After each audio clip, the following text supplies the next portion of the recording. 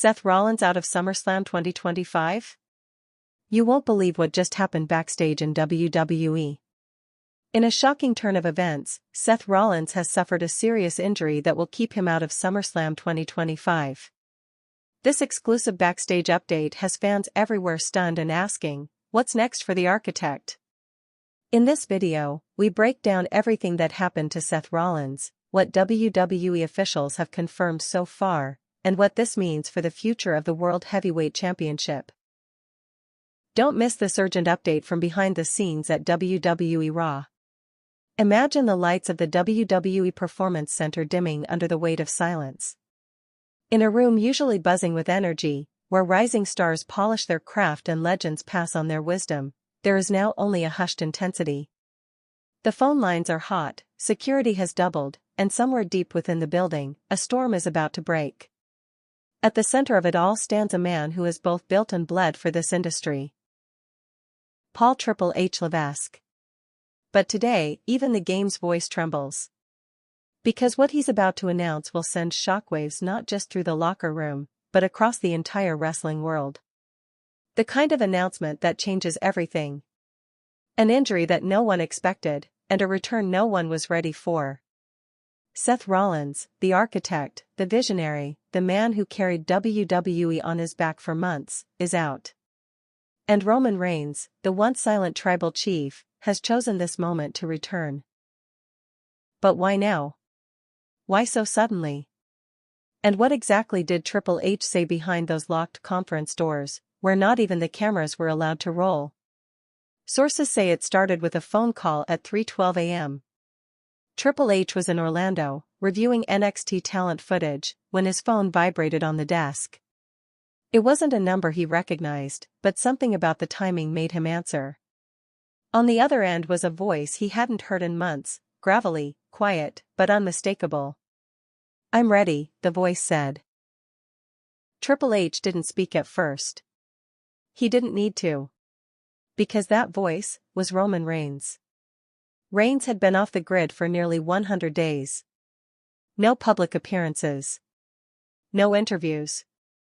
No cryptic posts. Nothing. After a brutal last run that left his family fractured and his body bruised, he walked away. Fans speculated about retirement. About burnout. About illness. But now, with the industry's biggest star out injured, he was coming back? Back in Stamford, WWE officials were already scrambling. News had broken just hours earlier that Seth Rollins had suffered a serious in-ring injury during a live event in Texas. The footage never aired. But eyewitnesses described a harrowing fall, Rollins twisting mid-air, landing wrong, and immediately clutching his leg. The arena dimmed in confusion. Referees signaled the X. Fans thought it was a work. It wasn't. Medical staff rushed to the ring. Rollins tried to stand, because that's what he does, but his leg buckled beneath him. He shouted something to the trainers. He looked angry. Not because of the pain, but because deep down, he knew. Something was broken. Maybe more than just a bone. Backstage, chaos erupted. Sami Zayn reportedly threw a chair across the room when he heard the news. Kevin Owens walked out and didn't speak for hours. Even Cody Rhodes, who'd been rumored to feud with Rollins heading into SummerSlam, looked pale when he was told. "He's the soul of the place," one producer muttered. And the soul just cracked. Triple H landed in Connecticut by 7:45 a.m., immediately calling an emergency meeting at WWE headquarters. Department heads, medical officials, marketing teams, everyone was summoned. The energy was tense, chaotic, buzzing with fear and uncertainty. They weren't just losing a main eventer. They were losing the man who had held Raw together since Reigns' departure. "Where's the plan B?" someone whispered. But there wasn't one. Not yet. And then Roman called. The return wasn't planned. Not like this. But Reigns had been watching from a distance. From a quiet estate in Northern California, removed from the cameras, from the noise, from the bloodline. Alone. Healing. Processing. watching. He was supposed to rest, one former Bloodline producer said. He told us he was done until Survivor Series at least. But something about Seth, it triggered something in him. It wasn't guilt. It wasn't loyalty. It was deeper than that. The night before Seth's injury, Roman reportedly watched a replay of their WrestleMania 40 war. Not the edited version. The raw feed. The missed cues. The heavy breathing. The stare downs that lasted a second too long. The moment where Seth whispered something the cameras didn't catch, as Roman lay pinned beneath the weight of legacy and betrayal. And then he saw the news. Seth Rollins injured. Possibly out for the rest of the year. No clear diagnosis yet. No timetable. Just uncertainty. Roman didn't flinch. He picked up the phone and called the only man who still held sway over him. "I'm coming back," he said. "But I'm doing it my way." Triple H didn't argue. He didn't need to. Because somewhere in the pit of his stomach, he knew. The WWE Universe wasn't ready, but the tribal chief had made his decision. But this wasn't just a return. This was a reckoning. Within an hour of Roman's call, the internal WWE Slack channels lit up. Reigns is coming back. Triple H just cleared the war path. Cancel the next press run. Rebook the scripts. Some staffers didn't believe it. Others wept. One writer reportedly quit on the spot, afraid of what this meant for the current roster. At 10:21 a.m., an internal memo went out. Seth Rollins is officially being evaluated for a lower body injury. Severity pending. Summer plans are being rewritten. Reigns is confirmed. Return imminent. This is top-level confidential. At 11:06 a.m. Paul Levesque stepped into a private conference room in WWE HQ with a small group of executives, camera crew, and a single teleprompter. He wore no suit. Just a black hoodie. Eyes tired. Voice steady. And then he said it. "Ladies and gentlemen, we have some difficult news, and some historic news." He took a breath. Seth Rollins has suffered an injury during a non-televised live event. He's being evaluated by medical staff and we are giving him the time and care he needs to recover fully. There's no one like Seth. He's a fighter. And he's family. We will support him in every way until he's back in that ring where he belongs. The room was still. Quiet. Heavy. And then, Triple H leaned forward slightly, his voice dropping. But WWE is about moments. And moments like this demand something bigger. Something epic. He paused. Roman Reigns is returning to WWE. The silence that followed wasn't shock, it was disbelief. It was like time froze. Because the idea of Roman Reigns back, now, in the midst of injury and uncertainty, wasn't just storyline fuel. It was seismic. It was spiritual. He's been silent for 100 days, Triple H continued. But he hasn't been gone. He's been watching. Listening. And now, he's ready to finish what he started. He didn't say when. He didn't say how. He didn't need to. Because in that moment, every fan, every superstar, every hater and loyalist alike, knew. Something massive was coming. Not a feud. Not a promo. A war. And Roman Reigns wasn't coming back to save anyone. He was coming to burn it all down. The buzz from Triple H's announcement hadn't even finished echoing through the walls of WWE headquarters when the first ripple of panic hit the locker room. It wasn't just the return of Roman Reigns. It was how it was announced, abrupt, unscripted, and spoken with a gravity that felt more like a warning than a celebration. In the Raw dressing room, the tension was so thick it felt like a prelude to war. Damian Priest sat on a bench, staring at his boots in silence. Rhea Ripley paced. Sami Zayn leaned against a locker, arms folded, jaw clenched. Nobody knew what this meant. Would Roman walk back in as the tribal chief? As a lone wolf? As something entirely new? Would he seek revenge on Seth's behalf, or finish what he started months ago? And perhaps the most unsettling question, who did he blame? The roster was in chaos. Because when Roman returns, titles shift. Main events reshuffle. Friendships collapse. Careers change. Back in California, under the orange and blue streaks of a fading sun, a small private jet touched down at an undisclosed airstrip near San Jose. There was no welcoming committee. No camera crew. Just two SUVs and a man in a black hoodie who stepped off the plane with his hood pulled low. Roman Reigns. Gone was the tailored suit. Gone was the golden lei. This Roman looked raw. Leaner. Angrier. His beard slightly unkempt, his eyes bloodshot from the flight. But his stare cut through the dusk like a blade. He didn't say a word. His driver opened the door, and Roman slid into the back seat, pulling the door shut behind him. The vehicle pulled away in silence. Back in Stamford, Paul Heyman was nowhere to be found. When reporters asked WWE PR for a statement, they got none. When backstage interviewers asked stars for comment, they were met with one-word answers. Fear doesn't often spread in WWE. But this wasn't fear of a man. It was fear of what he represented.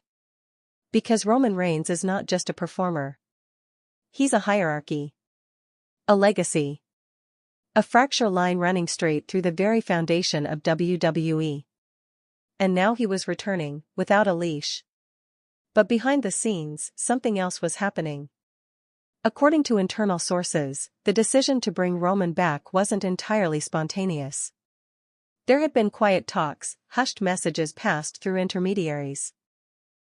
Cody Rhodes had even hinted during a press scrum weeks earlier, "Roman's still out there. I wouldn't be surprised if he showed up when you least expect it." But what no one expected was why he returned. It wasn't for glory. Or gold. It was because Seth Rollins went down. Their rivalry wasn't just about championships, it was personal. Decades of scars. Betrayals. Chair shots. Shield echoes. They hated each other, and still, Roman knew, Seth was the last man who could truly rival him. His fall was not just an injury. It was the beginning of something more terrifying. A void. A vacuum Roman was born to fill. And now he was coming, not to compete, but to reclaim. Meanwhile, Seth Rollins was reportedly recovering in a private medical suite in Birmingham, Alabama, where WWE's top sports medicine specialists were examining the extent of his injury. Ligament damage. Possibly a torn ACL. Nothing was confirmed. Becky Lynch had flown in. She hadn't left his side since the incident. One source close to the couple said, "He's devastated. Not just because he's hurt, but because he knows what this opens the door to." Roman walks in while he's stuck in a wheelchair? That's the ultimate nightmare. But Rollins wasn't just afraid for himself. He was afraid for the locker room. Because even at his most tyrannical, Roman was predictable. Acknowledge me. Defend the title. Rule through fear. But now? Now he was silent. He had nothing to prove, which made him more dangerous than ever. By the time the RAW production team received the updated script for the next week's show, most of it was blacked out. Redacted. The only thing written in bold at the top of the final page, the crew looked at each other. One whispered, "He's going off the leash." And sure enough, 3 days later, in the main event slot of WWE RAW, the arena lights cut to black. The crowd screamed. Not because they were told to, but because they felt it. A single image appeared on the giant screen. Roman Reigns, standing in a dark hallway, hoodie pulled back, eyes locked onto the camera like he was staring through every single soul watching at home. The camera zoomed in slowly. Then Roman spoke. "You thought I disappeared?" "No."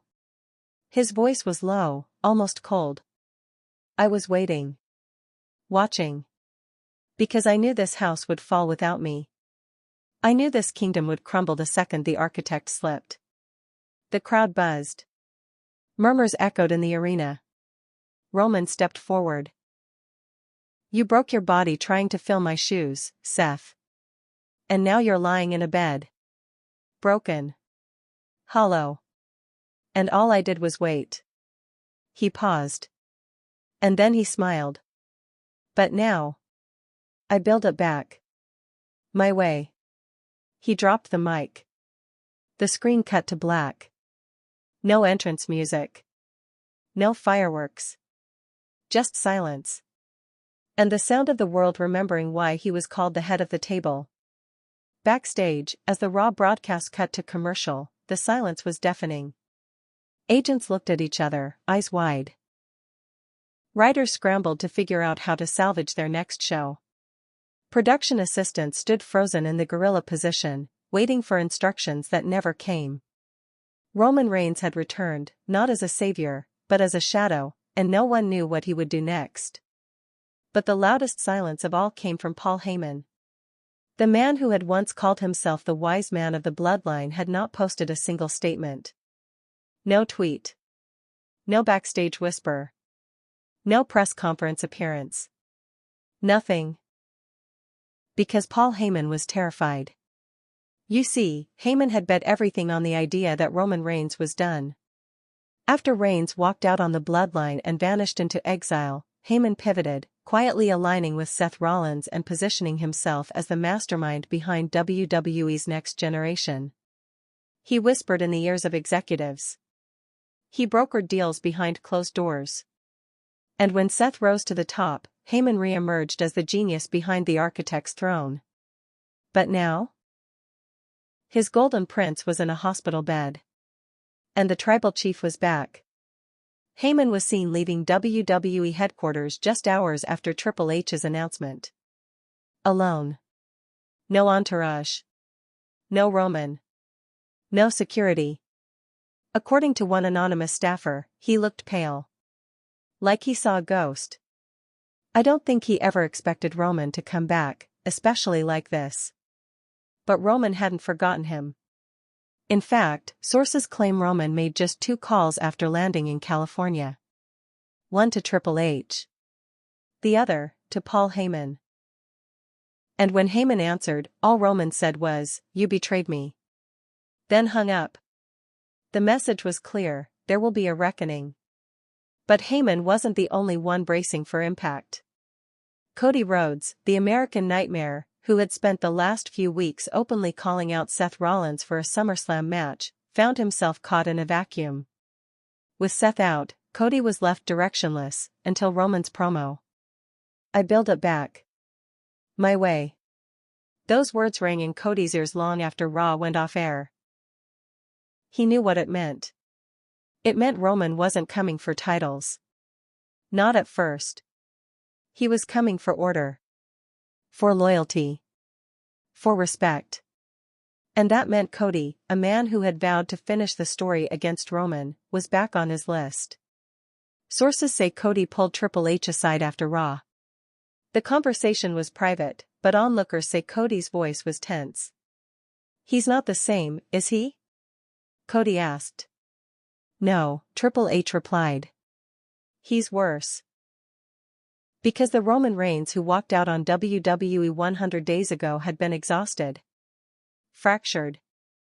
Vulnerable. The Roman Reigns who returned? He had nothing left to lose. Meanwhile, in a dimly lit locker room on SmackDown, Jey Uso stared at a television replaying Roman's return segment on loop. He didn't say a word. Zilla Fatu sat beside him, arms crossed, head lowered. On the other side of the room, Jacob Fatu leaned forward, eyes narrowing at every frame of Roman's face. The new era of the bloodline had taken shape in Roman's absence. Jacob, Zilla, Jey. A unit forged in fire, betrayal, and independence. They had declared that they didn't need Roman anymore. But now? Roman was coming back. And no one, not even the bloodline themselves, knew if he was coming to reclaim his seat, or destroy everything they had built without him. Tension escalated further when a leaked memo surfaced online from a security detail briefing. Roman Reigns' movements are unscheduled and unannounced. He has denied all media access. Surveillance teams are to remain on standby in both Orlando and Stamford. All entrances must be secured. No one is to approach him without clearance. The memo was dated 2 days before his Raw appearance. Which meant Triple H had known all along. He didn't just react to Roman's return. He orchestrated it. And that's when the real question began to take shape backstage: is Triple H using Roman Reigns to reset WWE? Seth Rollins out. Paul Heyman compromised. The roster in disarray. Cody Rhodes without a challenger. The bloodline fracturing. Raw and SmackDown at war. It was the perfect storm. And Triple H needed a hurricane. Roman Reigns was that hurricane. But what no one expected was the next move. Because just as the company tried to stabilize after Raw, an unannounced camera crew was dispatched to Los Angeles. No script. No call sheet. Just an address. A private rooftop helipad overlooking downtown. What they captured has not aired yet. But leaked footage showed Roman Reigns standing at the edge of that rooftop, city lights behind him, staring into the lens with those same haunted eyes. And then he said 5 words, bloodline or not. I'm back. No music. No pyro. No acknowledgement needed. Just a man returning to a kingdom he built with his own blood, now ready to tear it down piece by piece until only he remains standing. The arena lights dimmed, not with spectacle, but with unease. It was the final segment of WWE SmackDown. Fans were on their feet, chanting in anticipation, unsure of what was about to unfold. No advertisements. No match. No warning. Just darkness. Then, a single spotlight dropped onto the entrance ramp. And from the silence emerged a sound that sent shivers down every spine in attendance, the primal beat of Roman Reigns' theme.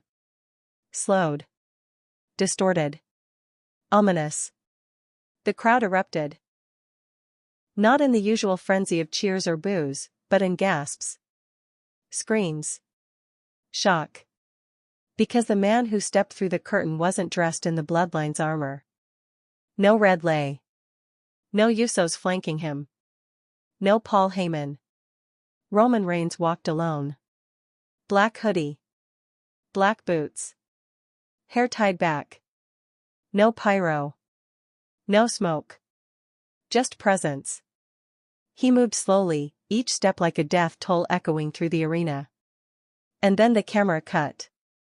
Inside the ring stood Jey Uso, Jacob Fatu, and Zilla Fatu. The new bloodline. The defiant bloodline. No longer following orders from the tribal chief, because they had become warriors of their own war. Roman stepped up to the steel steps and paused, eyes locked with Jey's across the ring. They didn't blink. Commentary was silent. Even Michael Cole, known for narrating the heartbeat of WWE, couldn't find words. Because no one had seen these 4 men in the same frame since everything collapsed. Roman entered the ring. No microphone. No theatrics. He just walked up to Jey Uso and stared into his soul. The crowd held its breath. Jey didn't back down. Neither did Jacob. Neither did Zilla. It was 4 corners of tension. 4 storms colliding under one roof. And then Roman took 1 step forward and extended his hand to Jey. The crowd roared. Jey's jaw tightened. His lips trembled, not with fear, but with emotion. With memory. Roman whispered something. The cameras couldn't catch it.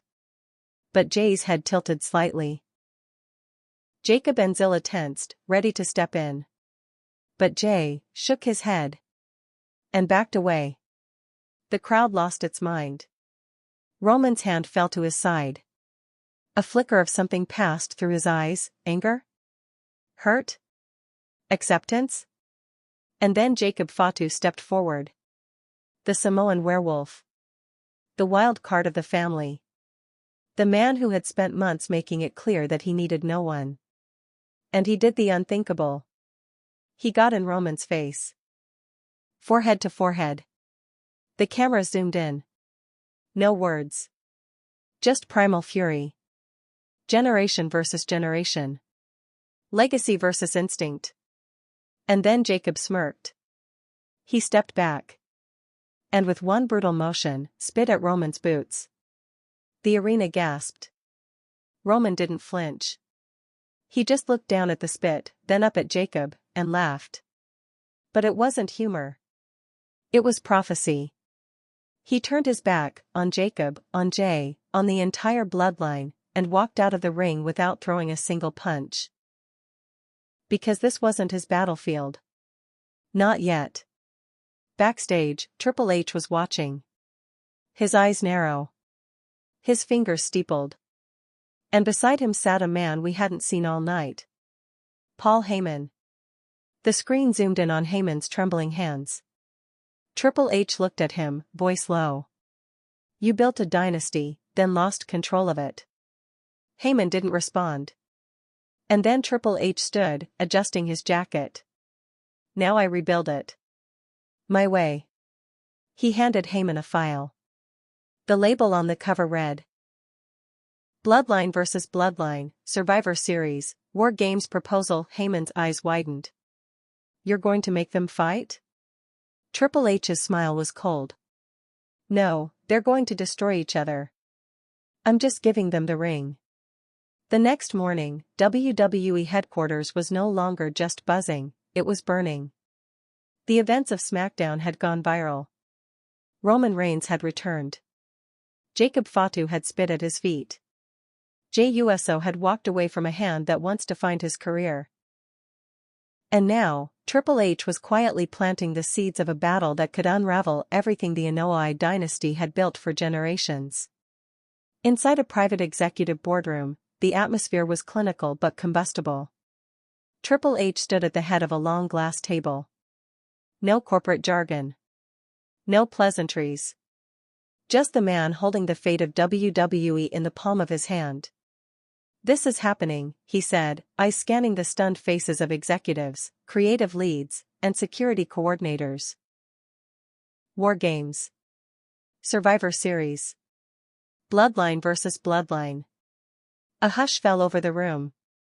One executive dared to ask, isn't this too far? I mean, if Roman and Jacob go at each other, Triple H cut him off. They already are at each other. We're just giving it a ring and a cage.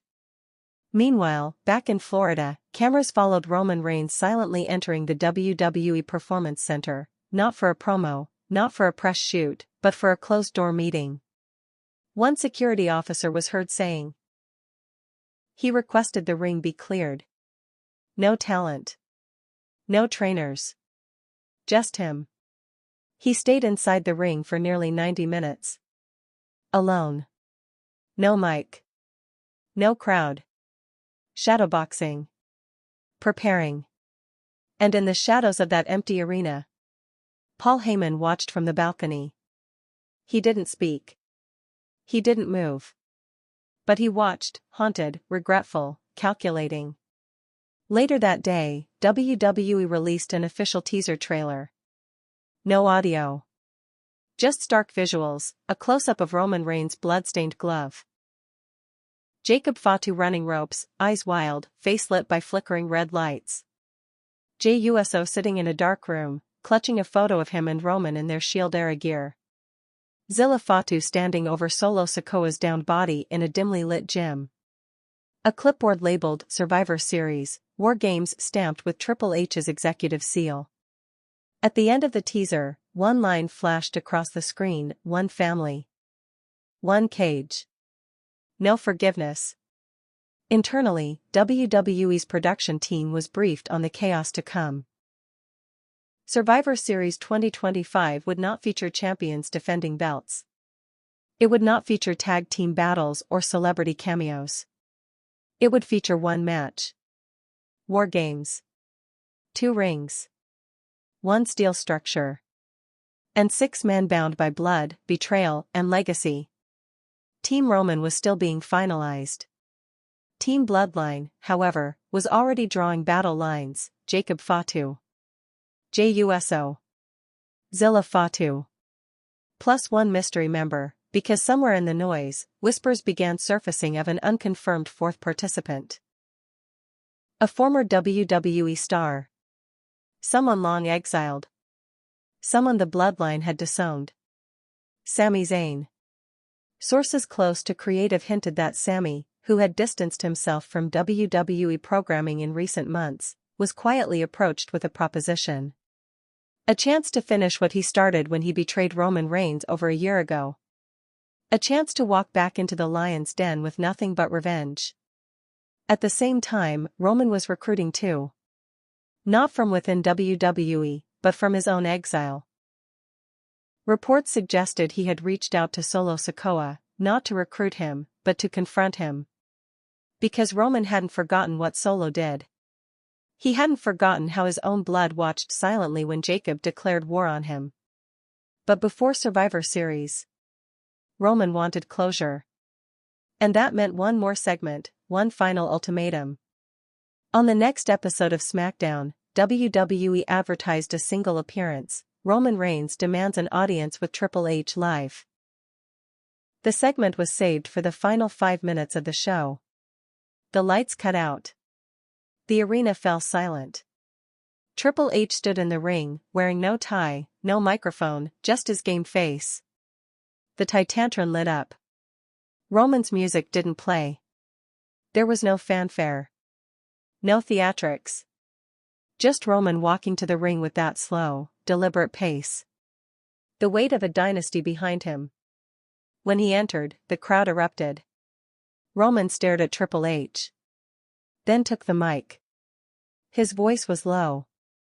Controlled. Like a match seconds from being lit. You want a war? Fine. He looked around the arena.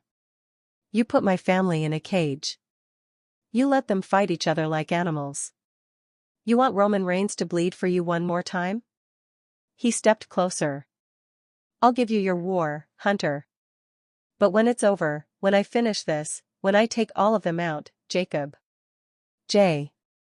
Zilla, whoever you send, I'm coming for you next. The crowd screamed. Triple H didn't back down. He took a slow step forward and replied, simply, then you better win. And the screen cut to black. Survivor Series had become more than a show. It was now a civil war. A power struggle. A reckoning. And Roman Reigns wasn't fighting for a belt or for acknowledgement. He was fighting for the last word.